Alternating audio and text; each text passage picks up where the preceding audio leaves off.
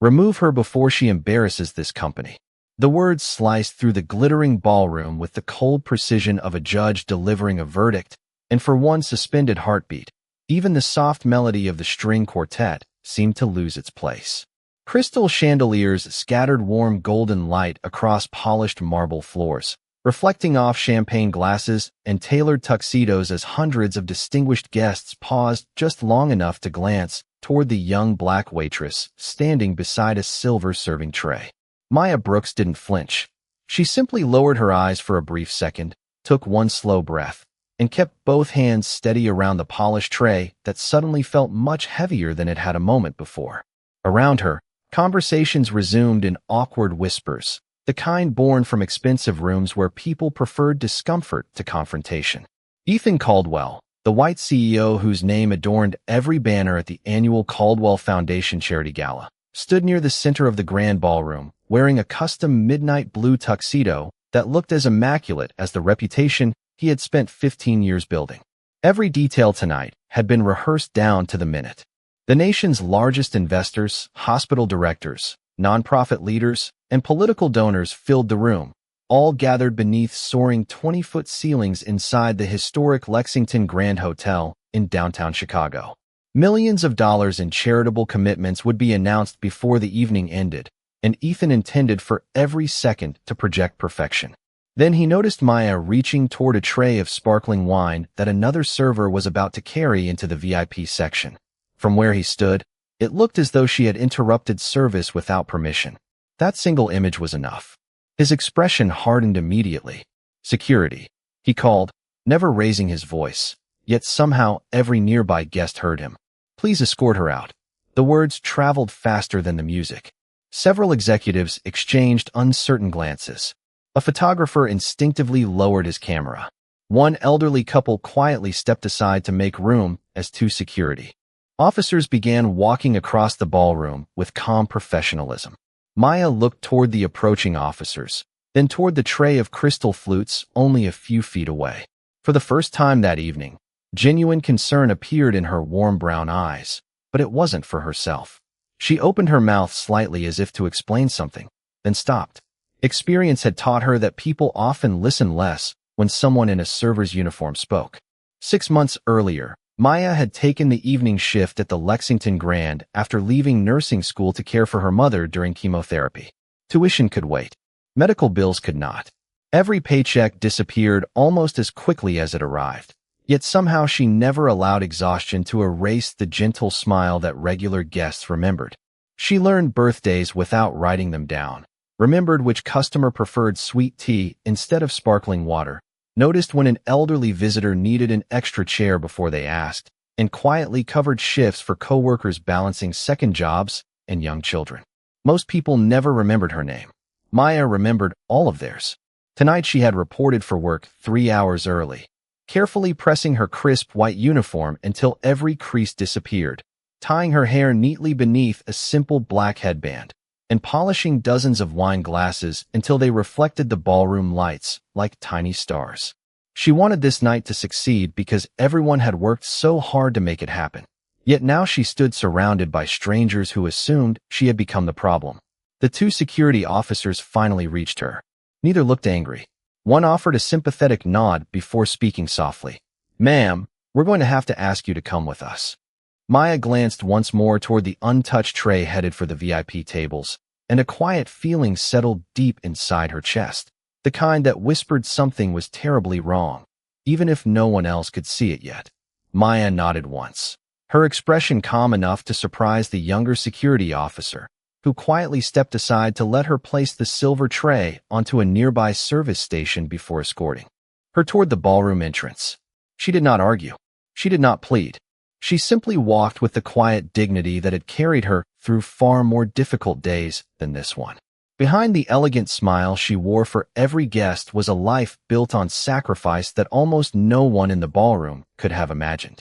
Every weekday began before sunrise in a modest apartment on the south side of Chicago, where the scent of fresh coffee mixed with the faint smell of laundry detergent and the steady humming of an aging air conditioner that struggled through every season. Maya always checked on her mother before leaving for work. Denise Brooks had spent nearly 30 years as a registered nurse before illness forced her into early retirement. Even now, she apologized every morning for needing help, and every morning Maya answered with the exact same gentle smile. "You spent your whole life taking care of other people. Let me take care of you for a while." Those words had become their routine, spoken so often that neither of them realized how much strength they carried. Nursing school had once been Maya's greatest dream. She had completed 2 years with outstanding grades, earning praise from professors who believed she had the rare ability to comfort patients before saying a single word. Then the medical bills arrived.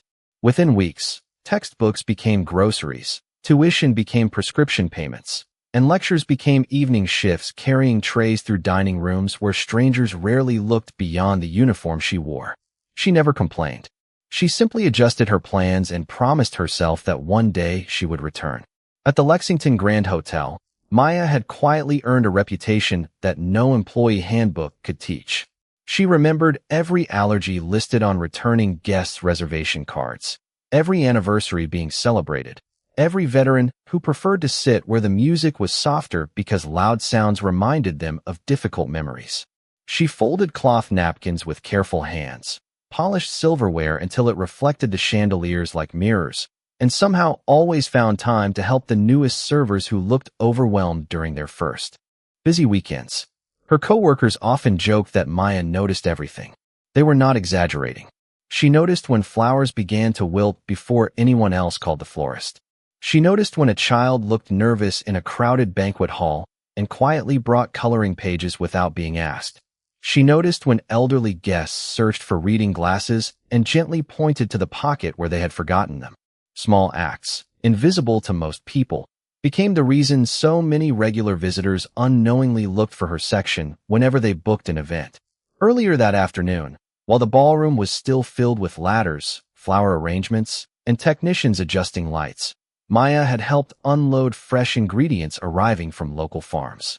She greeted every kitchen employee by name, thanked the dishwasher who had stayed late the previous evening, and laughed softly when the pastry chef insisted she taste a tiny spoonful of raspberry filling before dessert service began.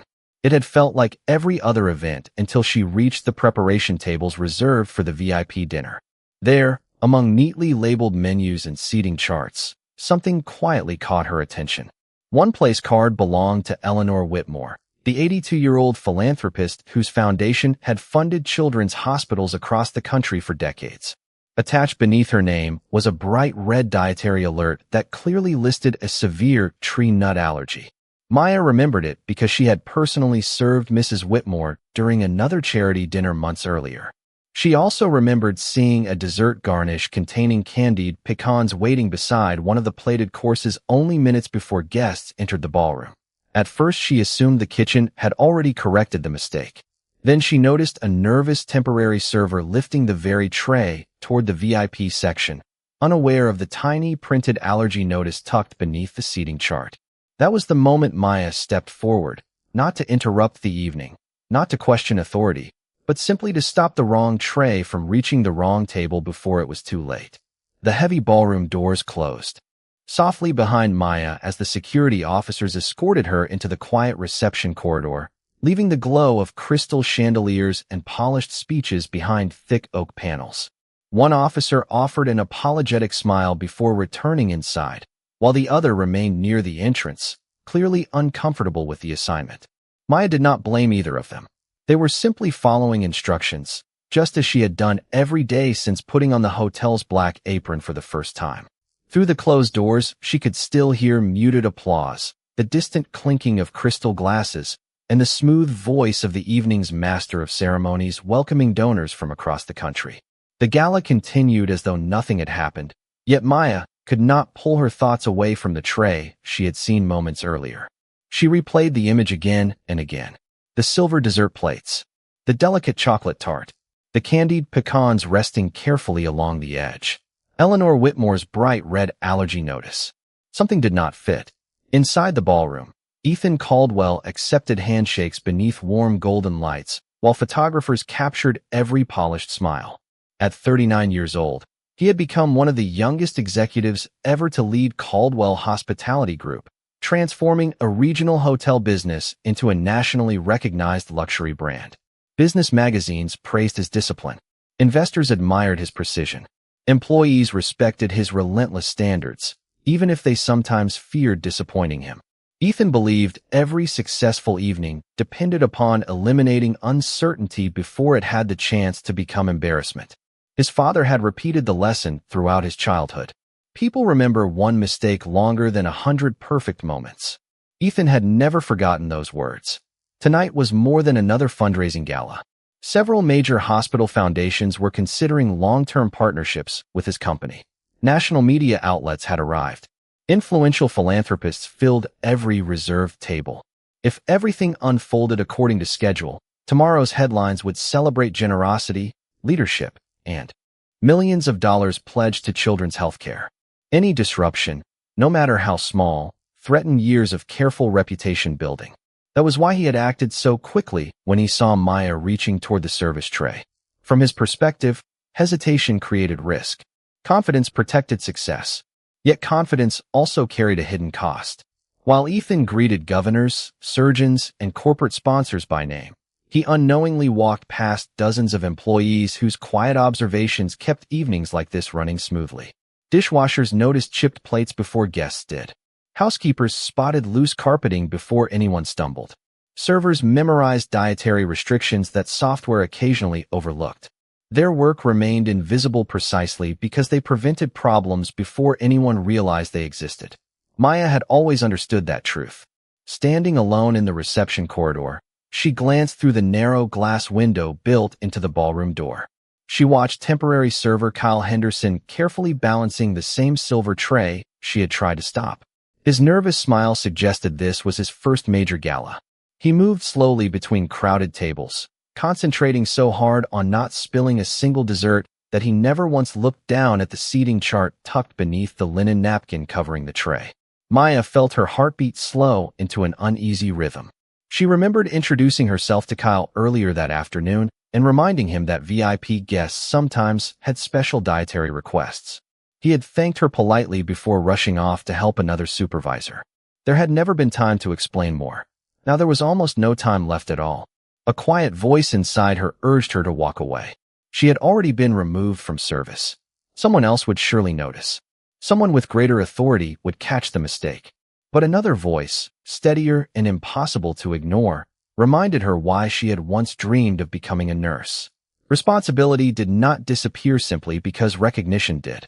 She took one slow breath, rested her fingertips against the cool brass handle of the ballroom door, and fixed her eyes on the approaching VIP table where Eleanor Whitmore had just unfolded her white linen napkin.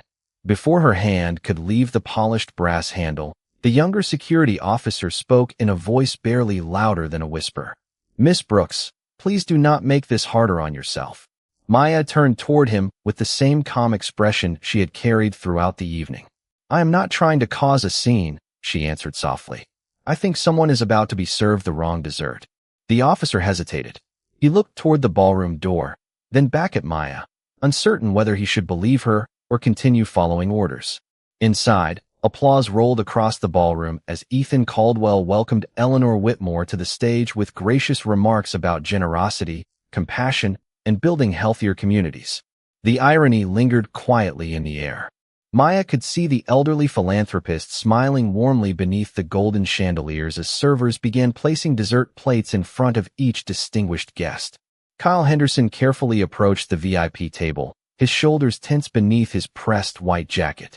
He had memorized every step of the service routine except the one detail that mattered most. Maya's pulse quickened. She watched him lift a beautifully decorated chocolate tart from the tray and gently lower it toward Eleanor's place setting. The glossy chocolate reflected the ballroom lights like polished glass, while a delicate cluster of candied pecans rested along one edge as decoration. It looked flawless. It also looked terribly wrong. Without thinking another second, Maya stepped forward. "Excuse me," she called, keeping her voice respectful but clear enough to carry across the nearest tables. Several guests turned. Kyle froze with the dessert plate still in both hands. Maya walked quickly but carefully, never running, never raising her voice. "Please check the allergy card before serving that plate." For a moment, Absolute silence settled over the VIP section. Kyle blinked, confused. He looked at the dessert, then at Maya, then toward the seating chart folded beneath the service cloth. Before he could reach for it, Ethan Caldwell noticed the interruption. His expression tightened immediately. He crossed the marble floor with controlled, determined steps, every polished shoe striking the floor with quiet authority.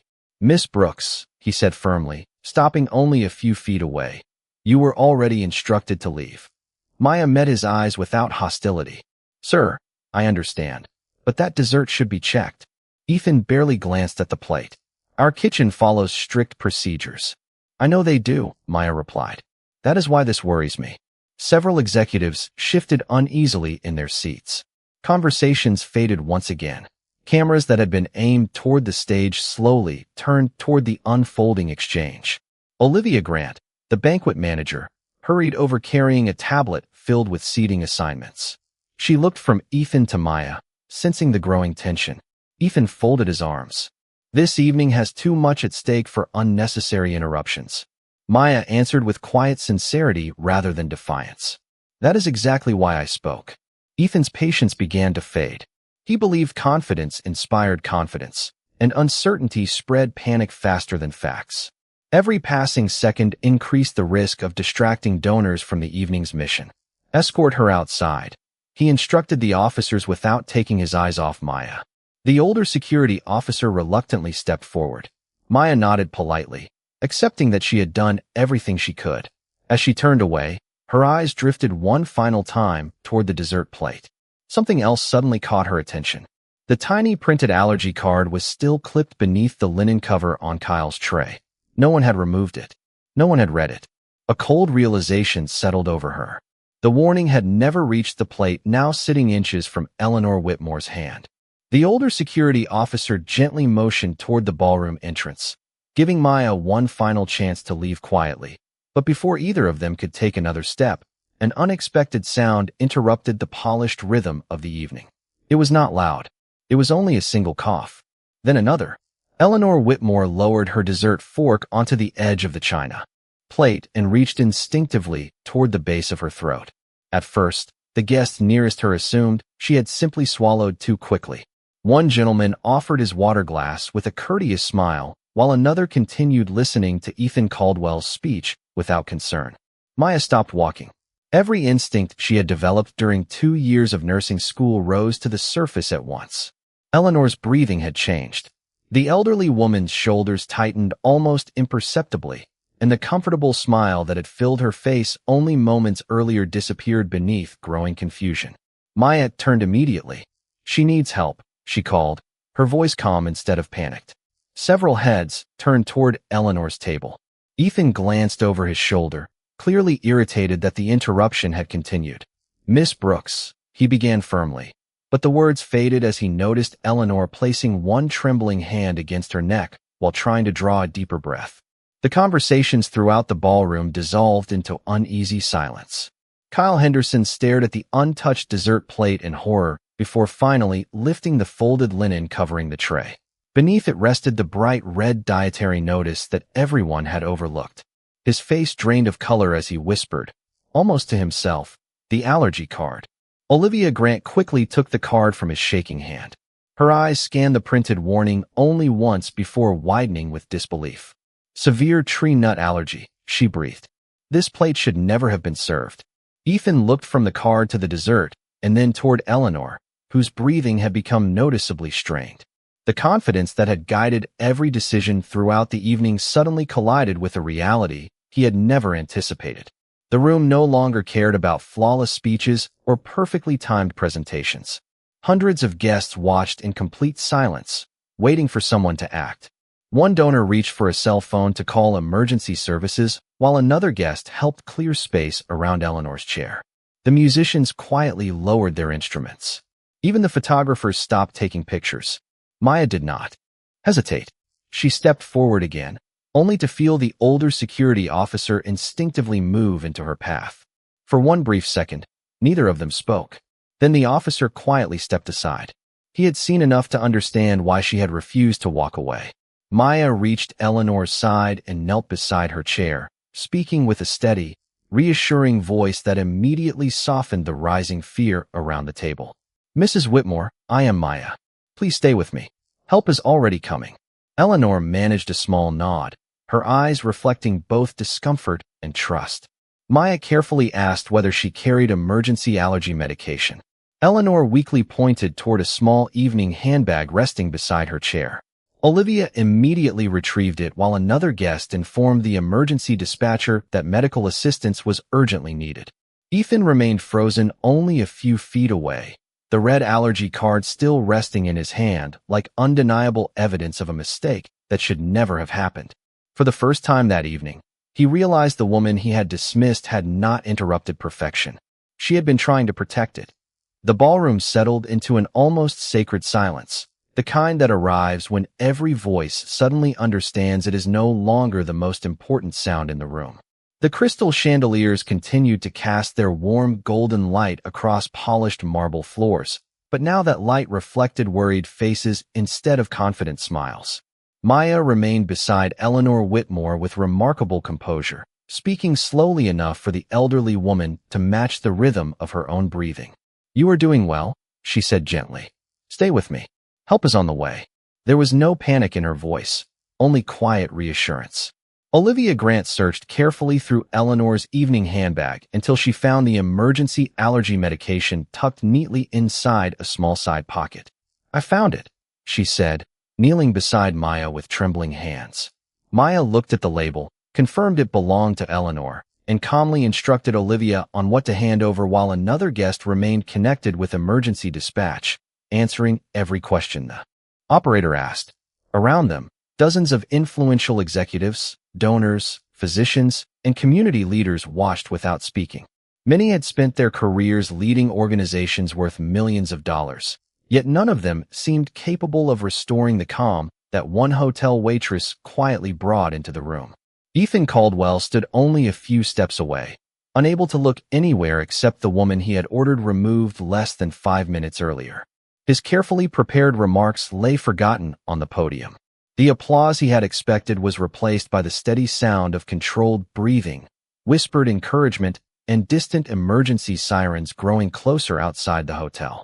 For the first time in many years, Ethan noticed details he had always overlooked. He saw the way Maya maintained reassuring eye contact instead of drawing attention to herself. He noticed how every instruction she gave was clear, respectful, and focused entirely on helping another person rather than proving she had been right. She never once glanced toward him. She never searched the room for recognition. She simply continued caring for someone in need as though that alone mattered. The younger security officer quietly walked over carrying a folded navy suit jacket. Without saying a word, he placed it gently beneath Eleanor's shoulders to help her remain comfortable while they waited. Maya thanked him with a grateful smile that carried no trace of resentment despite everything that had happened. That simple moment lingered in Ethan's mind. Kindness answered with kindness. No anger, no accusation, only compassion. The realization settled heavily across his conscience. He had judged a person by a single moment without asking a single question. He had trusted appearance over observation, status over experience, authority over humility. The lesson arrived with uncomfortable clarity. Across the ballroom, the string musicians remained perfectly still, their instruments resting quietly in their laps, as though even music understood this was not its moment.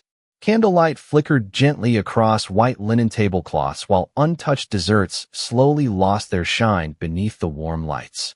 Guests who had arrived expecting an elegant evening now witnessed something far more meaningful than any speech that could have been written. They watched genuine character reveal itself under pressure.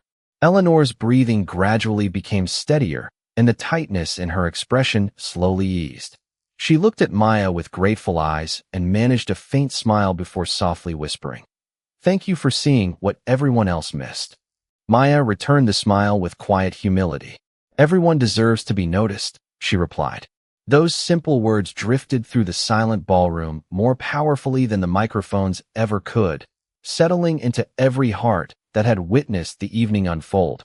While outside the front entrance, the flashing lights of the arriving paramedics reflected across the hotel windows like the first rays of dawn after a long night. The arrival of the paramedics brought quiet efficiency rather than chaos. They entered the ballroom with measured confidence, spoke briefly with Maya, carefully assessed Eleanor Whitmore, and within minutes one of them looked up with a reassuring smile. "She is stable," the senior paramedic announced. The quick response made a tremendous difference. Had the allergy gone unnoticed much longer, this situation could have become significantly more serious. A collective breath seemed to leave the ballroom all at once. Shoulders relaxed. Faces that had been frozen with worry softened into visible relief. Eleanor reached for Maya's hand and squeezed it gently. "You were watching when no one else was," she said, her voice still quiet but growing stronger. "You gave me a chance to finish the work I still have left to do." Maya simply smiled. "I am grateful you are feeling better." Nearby, Olivia Grant continued reviewing the seating records on her tablet, determined to understand how such an important warning had been missed.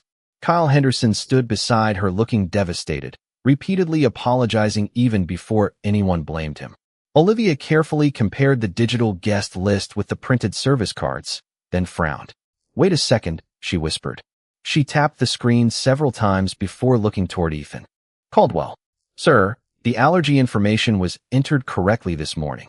The kitchen prepared a special dessert exactly as requested." Ethan looked at her in confusion. "Then how did this happen?" Olivia followed the service log until she reached the final preparation checkpoint. Her expression changed immediately. The trays were accidentally switched during the last table assignment. She pointed toward two nearly identical service carts listed only by table numbers. Kyle picked up the wrong tray because the labels were covered by the linen cloth. Miss Brooks noticed it before anyone else. The younger security officer quietly stepped forward. She tried to stop the tray before it entered the ballroom. I heard her explain it outside the doors as well. Another employee nodded. She also warned us inside, but we assumed everything had already been verified. The truth spread through the room one quiet sentence at a time. No dramatic revelation was necessary. Every piece fit together naturally, leaving no room for doubt.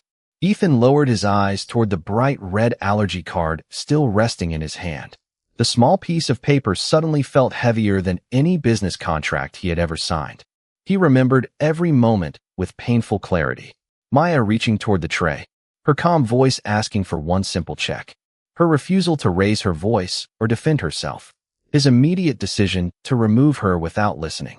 None of those memories could be rewritten. Across the ballroom, several guests began speaking softly among themselves. A pediatric surgeon who had attended many charity events looked toward one of the hospital trustees and quietly remarked, "Observation like that cannot be taught overnight." She saw what trained professionals almost missed because she cared enough to keep paying attention. A retired firefighter standing nearby slowly nodded. Real leadership begins with listening before judging. Those words reached Ethan more sharply than any criticism could have. He realized that the evening's greatest lesson had not been delivered from the stage, but from the woman whose name had never appeared on the program. Maya had protected a stranger without concern for recognition, reputation, or personal pride. Even after being humiliated in front of hundreds of people, she had returned for only one reason. Someone needed help. As the paramedics prepared to transport Eleanor to the hospital for observation, the elderly philanthropist looked directly at Ethan with calm, thoughtful eyes. "Young man," she said gently, "tonight your organization raised millions of dollars. But the greatest gift in this room was the character of the woman you almost sent away." The ballroom fell silent once again, and this time no one looked toward the stage. Every eye turned instead toward Maya Brooks, who stood quietly beside an empty service tray, looking as though she wished the attention belonged to anyone else. No one spoke for several long seconds after Eleanor Whitmore's words settled over the ballroom. The silence carried more weight than applause ever could. Ethan Caldwell slowly looked around the room he had spent months preparing for this evening. The polished marble floor still reflected the golden light from the chandeliers. Fresh white roses still decorated every table. Crystal glasses still shimmered beneath the soft lighting. Nothing about the ballroom had changed, yet everything felt different. For the first time that night, Ethan realized the success of the evening would never be measured by the amount of money pledged or the headlines printed the next morning. It would be remembered for the moment everyone witnessed the difference between authority and character. He took several unhurried steps toward Maya Brooks. There was no microphone in his hand now, no prepared remarks, no carefully rehearsed confidence. Only quiet honesty. When he stopped in front of her, the entire ballroom watched without making a sound. "Miss Brooks," he began, his voice noticeably softer than before. "I owe you an apology that should have come before anything else." Maya met his eyes with the same calm expression she had carried throughout the evening. Ethan continued, "I judged you before I listened to you.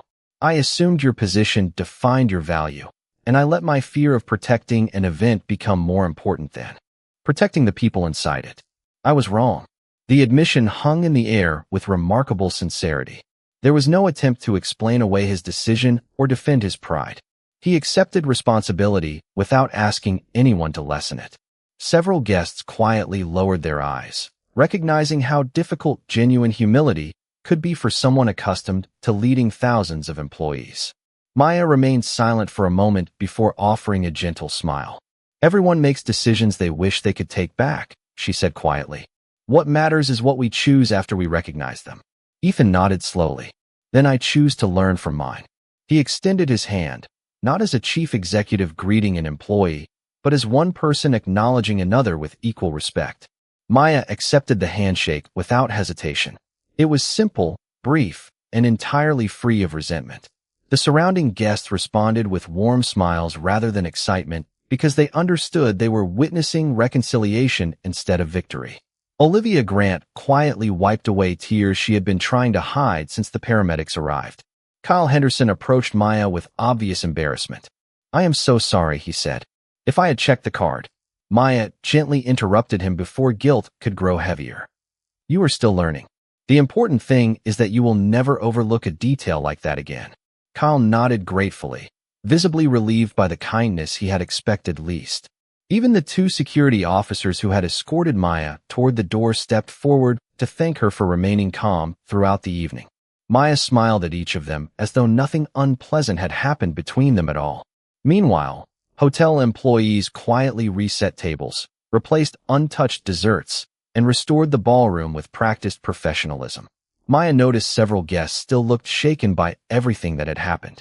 Without waiting for instructions or seeking recognition, she calmly lifted an empty silver serving tray, gathered fresh coffee cups, and began checking on the elderly guests seated farthest from the stage. She asked one gentleman whether he would like warm tea instead of coffee.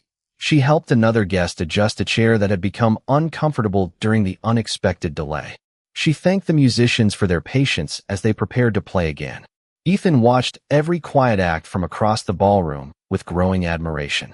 She had just become the most talked about person in the room, yet she behaved exactly as she had before anyone knew her name. That was when he finally understood the lesson Eleanor Whitmore had tried to teach. True greatness never demanded attention.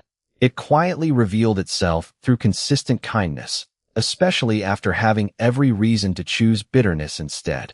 The gala resumed quietly, but no one returned to the evening as the same person they had been before. The conversations that slowly filled the ballroom no longer centered on investment strategies, fundraising goals, or business partnerships. Instead, people spoke in softer voices about humility, compassion, and the unexpected courage they had witnessed from someone who had never stood on the stage. The string quartet gently began playing once again, their music drifting beneath the golden chandeliers with a warmth that seemed deeper than before. Fresh desserts were prepared for every table, this time with every dietary card carefully verified by two different employees. No one considered the extra few minutes an inconvenience. They had all learned that careful attention could change a life. Outside, the ambulance carrying Eleanor Whitmore departed with its lights glowing quietly into the Chicago evening. Before leaving, she had asked one of the paramedics to deliver a final message. Moments later, Olivia Grant approached Maya with a folded note. Maya opened it carefully and smiled as she read the handwritten sentence inside. "Never underestimate the quiet people. They are often carrying the loudest courage." She folded the note with great care and slipped it into her apron pocket, not as a trophy, but as a reminder she would treasure for years. Across the ballroom, Ethan Caldwell stood near the podium, looking toward the rows of employees who had worked behind the scenes all evening. Housekeepers, kitchen staff, servers. Maintenance workers, security officers, and dishwashers lined the edges of the room, quietly preparing to finish another successful event before disappearing home without recognition. Ethan realized he knew remarkably few of their names. That realization troubled him more than any financial report ever had. He stepped away from the podium, picked up a wireless microphone, then paused. After a brief moment of reflection, he quietly placed it back on the stand. Some words deserved to be spoken without amplification. Walking instead toward the employees, he thanked them one by one. He shook hands with the dishwashing crew, complimented the kitchen staff, thanked the security officers for their professionalism, and stopped in front of Maya one final time. Without saying anything, he reached for the silver serving tray resting on the nearby service station and carried it himself to the kitchen entrance.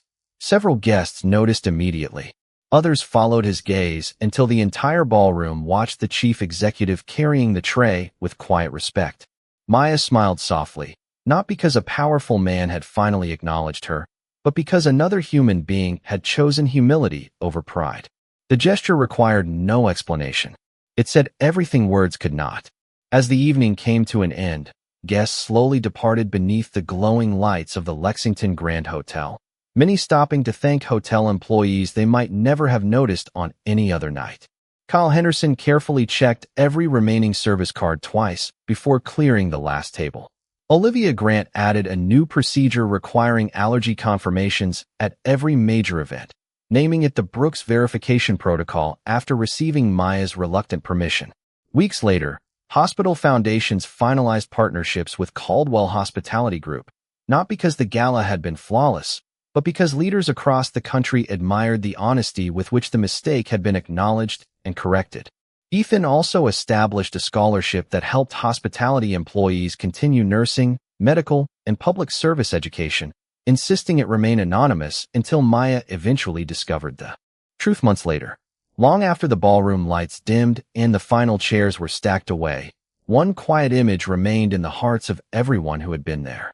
A black waitress standing beneath warm golden light with nothing more than kindness, courage, and careful attention had transformed an entire room without raising her voice, proving that dignity does not come from a title, wealth, or status.